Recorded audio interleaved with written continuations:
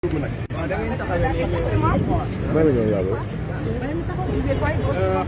refuse l'entrée.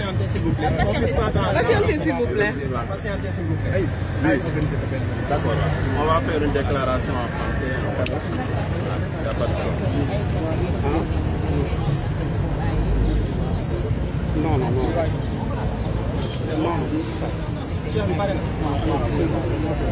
Bon, non.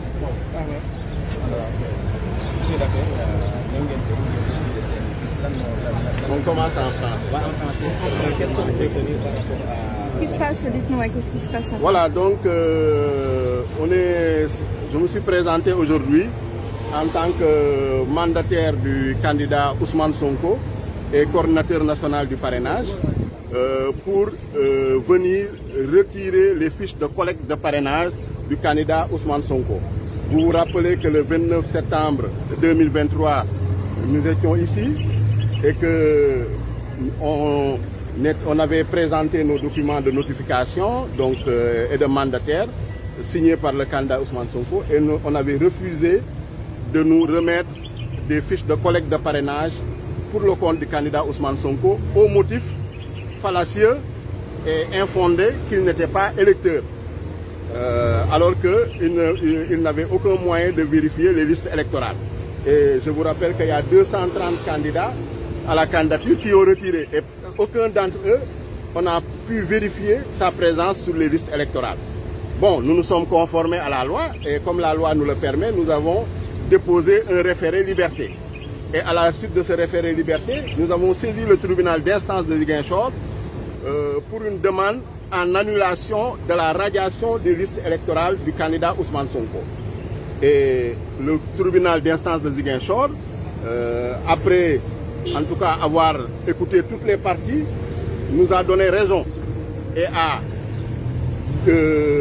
constaté que la radiation du candidat Ousmane Sonko sur les listes électorales était illégale et infondée et donc a annulé cette radiation des listes électorales et a ordonné à tous les services centraux du ministère de l'Intérieur de réintégrer le candidat Ousmane Sonko sur les listes électorales.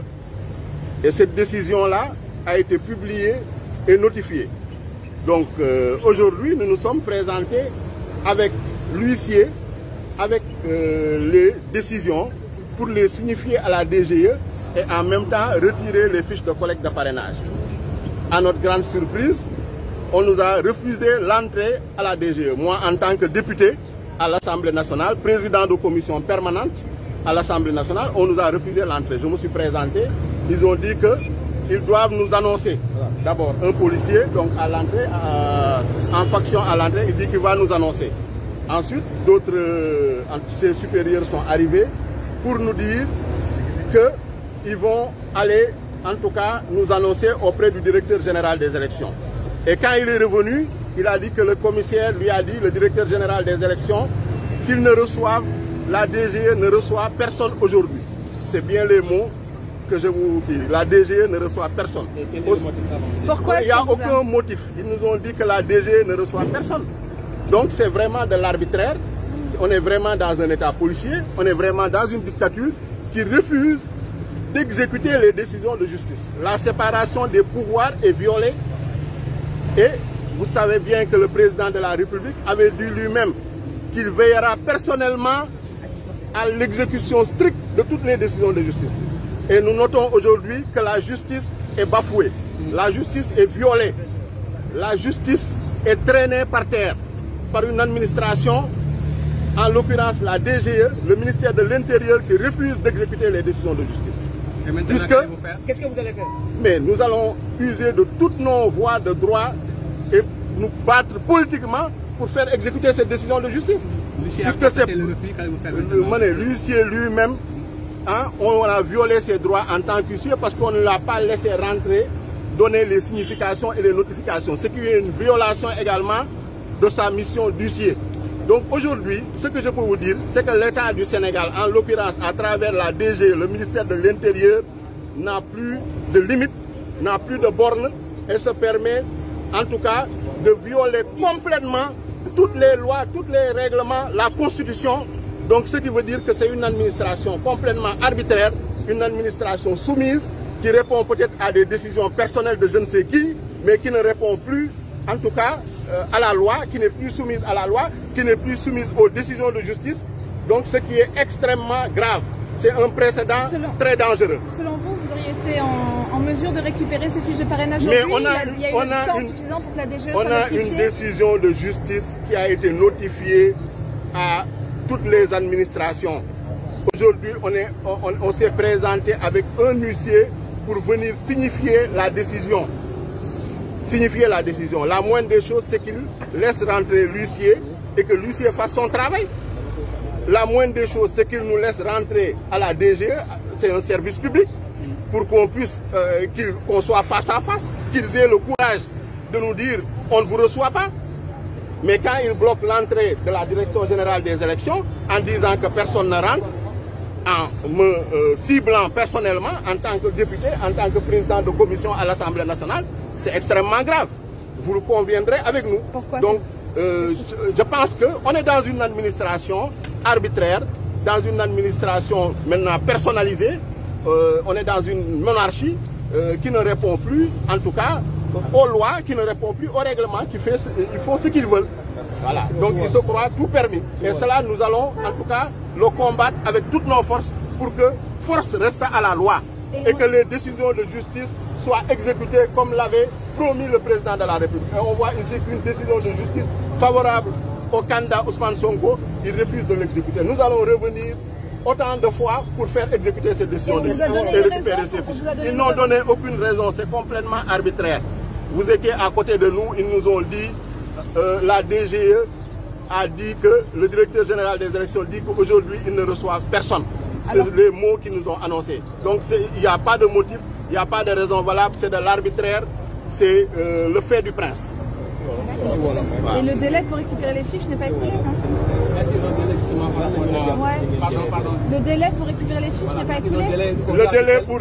Non, on n'est pas dans ce cas de forclusion, mais il y a une violation caractérisée et grave de nos droits d'électeurs et de droits de Ousmane Sonko en tant que candidat. Donc c'est extrêmement grave et ça, c'est pas une question de délai, c'est une question d'exécution d'une décision de justice, c'est une question de séparation des pouvoirs, c'est une question de démocratie, c'est une question d'état de droit. On est dans une république, on n'est pas dans une monarchie, on n'est pas dans une satrapie, on n'est pas dans une république bananière. Donc il faudrait que force reste à la loi et que les décisions de justice soient exécutées immédiatement. Il n'y a pas de délai pour récupérer ces fiches de parrainage? Mais bien sûr qu'il y a un délai de dépôt des candidatures au niveau du Conseil constitutionnel. Si on ne vous remet pas de fiches de parrainage jusqu'au dépôt des déclarations de candidature au niveau du Conseil constitutionnel, vous serez fort con, c'est sûr. Donc, mais il n'y a pas de raison qu'on ne vous le donne pas de... Il n'y a aucune raison, mais qu'ils nous donnent les raisons, qu'ils osent nous affronter au moins face à face en nous disant qu'on ne vous remet pas les fiches pour tel motif. Mais ils n'ont pas d'argument, ils n'ont pas de motif. Ils reçoivent simplement des ordres illégaux de leurs supérieurs et ils les exécutent aveuglement, comme des robots. C'est ça qui est dangereux. waaw tey lu ñu jëlee direction générale des élections daf ñoo bett daf ñoo jaaxal muy loo xam ne lu doy waar parce que tey dañ ñu ñëw présenté wu pour retirer fiche de collecte de parrainage donc nga xam ne le candidat Ousmane Sonko moom nañ ko war a jox te ñëpp gisoon nañu le 29 septembre ces fiches de collecte de parrainage dañ ñu ko bañaloon ci motif boo xam ne teguñu ko fenn jaay ñu doole ne duñu jox fiche de collecte de parrainage donc ñun quand même ñu rester républicain ñu rester démocrate ñu jël lu ñu yoon may dem defi ay recours ba ñu am ci ndam tribunal d'instance de Ziguinchor dëggal ñun lu ñu doon wax ni ñoom amuñu benn droit tere ñu jox fiche de collecte de parrainage tribunal d'instance de Ziguinchor moo annulé radiation Ousmane Sonko sur les listes électorales tribunal d'instance de Ziguinchor moo joxe ordre ne administration yëpp nga xam ne ñoo bokk ci ministère de l'intérieur nañu fexe delloo Ousmane Sonko ci liste électorale yi lu mu gën a gaawee loolu suñ ko defee ba pare jox ko ay fiche de collecte de parrainage am ñu am une décision de justice. bi nga ñëwee lan lañ la wax. bu ma ñëwee présenté wu ñu ne ma doo dugg ñu tere ma dugg ci bi ci portail bi nañ ma téye ne ma doo dugg ma laaj la du tax du ma dugg ñu ne ma nag ngay annoncé ma ne ah ma toog taxaw xaar quelques minutes ma ne ko mais da nga ne da ngeen di ma annoncé maa ngi xaar ba léegi nu mu demee nii ñu ne non chef bële moo ngi lay annoncé am ku ñëw laaj ma présenté wu mu woo ay supérieur am ñu wax mu ne ko kookan la ma jox ko sama carte député wu présenté wu ma àndoon ak huissier génnee carte am won ko ne ko moom itam dafa ñëw pour signifier décision bi à la direction générale des élections ñu ne d'accord maa ngi ñëw mu dem ñëwaat ne directeur général des élections nee na ko tey DGE du recevoir kenn la DGE ne reçoit personne aujourd'hui ma ne ko est-ce que lu nga wax nii est-ce que yaa ngi dégg bu baax lu ngay wax est-ce que am na kii di service public la amu leen déjà droit tere ma dugg amu leen déjà droit man en tant que député même su ma nekkul woon député sax nekk simple citoyen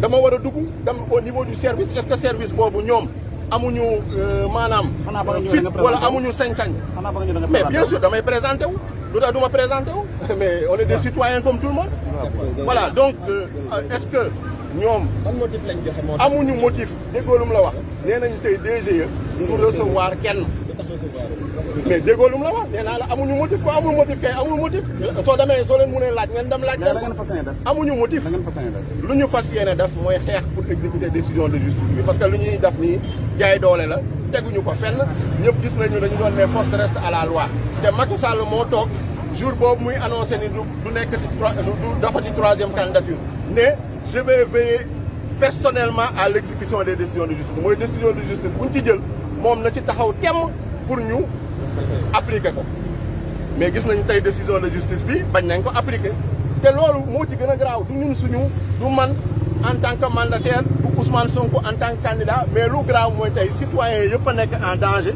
puisque yow soo demee état de droit nga ñëw indi décision de justice ñu ne décision de justice bi ñoom duñ ko appliquer en tant que administration day doy waar donc ça veut dire état de droit jeex na Sénégal démocratie jeex na Sénégal ñoo ngi dugg nag si loo xam ne dictature la te loolu tamit duñ ko nangu dañ koy xeex ba jëlee ko fi parce que lu ñuy def nii jaay doole rek teguñu ko fenn donc fi ñu fiche de collecte de parrainage incha allah nañ ko jël si mu neex leen mu naqari leen.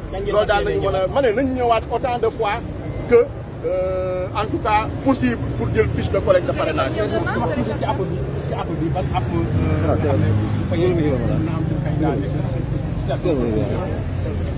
jamono ji déjà suñu candidat ay droit am violé nañ ko parce que ñëpp récupéré nañu fiche de parrainage Ousmane Sonko rek jamono ji moo récupéré wul ay fiche de collecte de parrainage te lu recours yu ma waroon def yëpp def na ko ñoom nag dafa mel ni dañuy jéem a gagner du temps ils jouent avec le temps waaw te loolu nag duñ leen ko seetaan nañ fi ñëw taxaw autant de fois pour récupérer fiche de collecte de parrainage loolu parce que loolu obligation la waaw lépp lu ñu yoon ma ne lépp lu ñu yoon may daal nañ ko def pour récupérer suñu fiche de collecte de parrainage loolu nañu wax exécuter décision de justice bi lii moom kenn du ko seetaan kenn du ko xool muy wéy di continuer voilà. Vous allez revenir demain, vous allez faire quoi? Bien sûr, on est capable de revenir à tout moment même s'il faut passer la nuit on passera la nuit pour récupérer nos fiches de collecte de parrainage parce que c'est un droit. Merci.